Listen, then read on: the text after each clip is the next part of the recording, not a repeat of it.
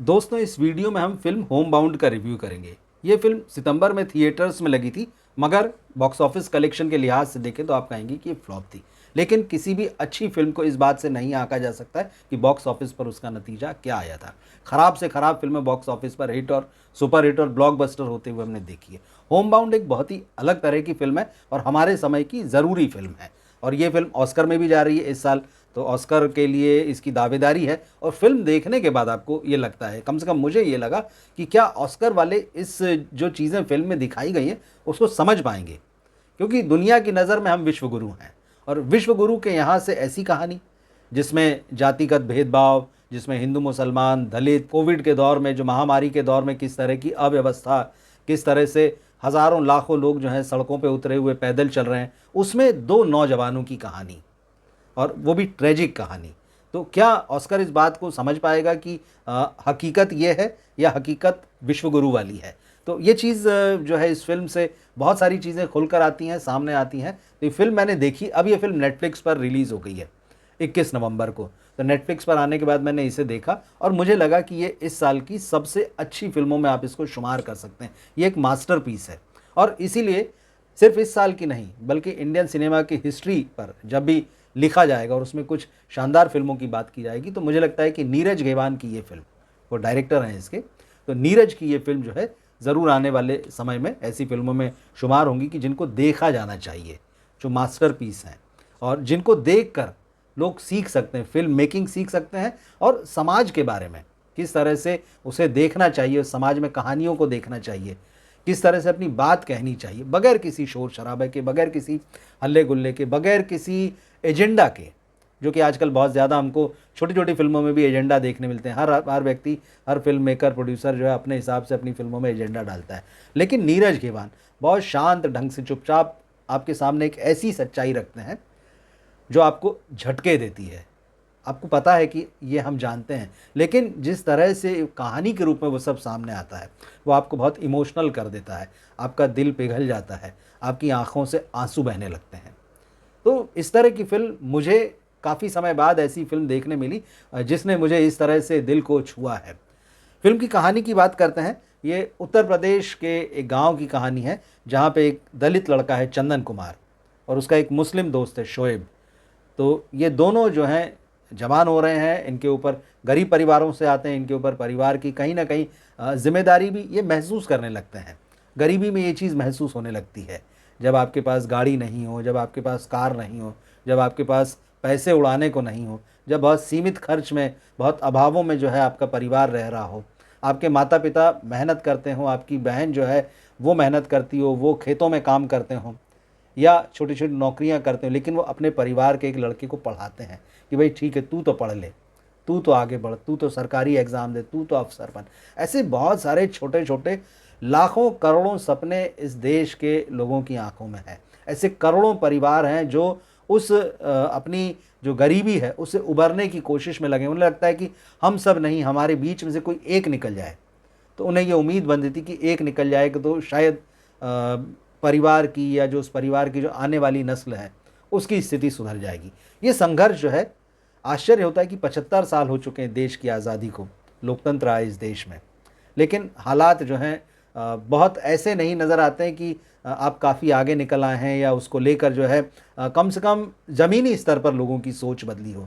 जो जाति के झगड़े थे, जो जाति, जो ऊंच नीच थी, जो धर्म की लड़ाइयाँ थी, वो कहीं ना कहीं अपनी जगह है। और पता चलता है कि हर नए दिन आपके पास ऐसी खबर आती है जो आपको शर्मसार करती है और आपको लगता है कि क्या आप एक लोकतांत्रिक देश में रह रहे हैं, जहाँ गरीबों पर, जहाँ दलितों पर, जहाँ अल्पसंख्यकों पर अत्याचार हो रहे हैं। ये सारी खबरों के रूप में आती, फिर इस पर बड़ी बड़ी बातें भी होती है। लेकिन हिंदी का सिनेमा आमतौर पर ऐसी चीज़ों से बचता है। नीरज घेवान ने जो ये फिल्म बनाई है, तो ये जो चंदन कुमार और शोएब की कहानी, वो परिवार की अपनी जिम्मेदारियों को महसूस करते हैं। पुलिस भर्ती के लिए वो फॉर्म भरते हैं, परीक्षा देते हैं, अब उसके नतीजे का इंतज़ार है। तो ऐसी खबरें इधर हमने लंबे समय में खूब देखी हैं। कभी परीक्षा का नतीजा रुक जाता है, कभी ये होता है कि पेपर लीक हो जाता है। ये समस्याएं हैं। और इस फिल्म में एक डायलॉग है, जब दोनों एग्ज़ाम के लिए जा रहे होते हैं, उनको किसी सेंटर तक पहुंचना है रेल में बैठ के, तो वहाँ चंदन कुमार कहता है ऐसा लग रहा है कि हम किसी युद्ध में हिस्सा लेने जा रहे हैं। और हो भी क्यों नहीं, जब इस फिल्म में जो फैक्ट आता है, पुलिस वाले की एक पोस्ट के लिए जहाँ पर 700 साढ़े 700 कैंडिडेट्स हों, तो वहाँ युद्ध क्या, महायुद्ध मचेगा।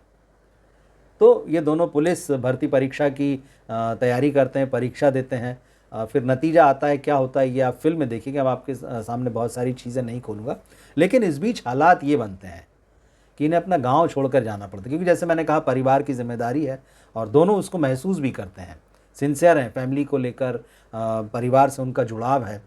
तो वो दूसरे शहर में, अब ये माइग्रेशन की जो एक समस्या आती है, लोग माइग्रेट होते हैं यूपी से, बिहार से, राजस्थान से, तमाम, हमको नॉर्थ इंडिया में ख़ास तौर पे ये दिखाई देता है। फिर वो उन शहरों में जाते हैं जहाँ कारखाने हैं, जहाँ नौकरियाँ मिल सकती है, जाते हैं। तो ये दोनों युवा भी जाते हैं और किन हालातों में काम करते हैं वो तो ठीक है, लेकिन अचानक तब कोविड-19 दस्तक दे देता है और उसके बाद की स्थिति जो है, क्या हुआ था इस देश में अचानक लॉकडाउन लग जाने के बाद में, किस तरह से दिहाड़ी मजदूर, किस तरह से छोटे-छोटे कारखानों में काम करने वाले लोग अचानक अपने घरों को लौटने लगे। हज़ारों हज़ार किलोमीटर का सफ़र उन्होंने पैदल तय किया, पुलिस के डंडे खाए, गाड़ियों में जो प्राइवेट ट्रक हैं, जीप हैं, ठसाठस भर के चले। पता चलता है कि अचानक उसमें उनमें से किसी को खांसी आने लगी, बुखार आ गया, बीच सड़क पर उन्हें उतार दिया गया, फिर वो पैदल चल रहे हैं। ये तमाम दृश्य जो हैं आपको इस फिल्म में भी दिखाई देते हैं। तो कोविड की परिस्थितियाँ आती है और फिल्म एक ट्रेजिक एंड पर ख़त्म होती है। तो कहानी के बारे में आपको बहुत, मैं सिर्फ आउटलाइन ही बता रहा हूँ बहुत मोटे तौर पर, ये फिल्म ज़रूर देखने लायक है। और जिस तरह से इस फिल्म में विशाल जेठवा और ईशान खट्टर ने अभिनय किया है, वो बड़ा दिल को छू लेने वाला है। और दोस्ती किसी फिल्म में, मतलब बड़ी सेंसिटिव ढंग से, बड़े रॉ इमोशंस के साथ में मुझे किसी फिल्म में दिखाई दी है। तो ये दोनों जवान होते हुए लड़के एक दूसरे के दोस्त हैं, एक दलित है, एक मुस्लिम है। कहीं ना कहीं ये आपके समाज की बहुत कड़वी हकीकतों को अपने सामने रखते हैं। फिल्म के डायलॉग्स बहुत सुंदर हैं और फिल्म पर बड़ी मजबूत पकड़ है नीरज घेवान की। स्क्रिप्ट इसकी बहुत शानदार है। जैसे मैंने कहा कि ये मास्टर क्लास जैसी चीज़ है। ये जो लोग फिल्म मेकिंग करना चाहते हैं, ये फिल्म वो बार बार देख सकते हैं कि कैसी कसावट होती है स्क्रिप्ट में, कैसे एक्टर्स से काम लिया जाता है, कैसे डायरेक्टर जो है वो सीन्स को रचता है और कैसे कंटिन्यूटी और पूरी पकड़ बनी रहती। आपको लगता नहीं कि आप फिल्म देख रहे हैं, आपको लगता है कि आपके सामने जीवन की एक घटना चल रही है, आपके सामने किसी का जीवन चल रहा है और वो लगातार आपको छूता है। ऐसा भी नहीं कि ये होता है कि आप जो सामने चल रहा है उससे दूर बैठे हो, आपसे वो ज़बरदस्त ढंग से कनेक्ट हो जाता है। करण जौहर ने निर्माता के रूप में इधर पिछले कुछ सालों में बहुत सारा कचरा बनाया है, लेकिन जिस तरह से उन्होंने होम बाउंड बनाई है उसके लिए उनको बड़ा धन्यवाद देने का जी चाहता है। वाकई ऐसी सिनेमा की हमें ज़रूरत है। यही वो सिनेमा है जो हिंदी की फिल्मों को बचाएगा। वो फिल्में नहीं बचाएंगी जो ये सो कॉल्ड सुपरस्टार्स की आ रही, किसी खान की, किसी कपूर की, किसी कुमार की, ये फिल्में नहीं बचाएंगी। और आश्चर्य यह है कि जब इस तरह की फिल्में बनेंगी, प्रोड्यूसर डायरेक्टर सामने आएंगे, अब तो खैर जिन लोगों के नाम लिए या बूढ़े हो चले हैं, मगर जो नई जनरेशन के एक्टर्स आ रहे हैं उन्हें समझना चाहिए कि वो मसाला फिल्में नहीं, ऐसी फिल्में करें जो सार्थक सिनेमा है। और ऐसा नहीं कि इस फिल्म में एंटरटेनमेंट नहीं है, एंटरटेनमेंट आपके देखने का नज़रिया है।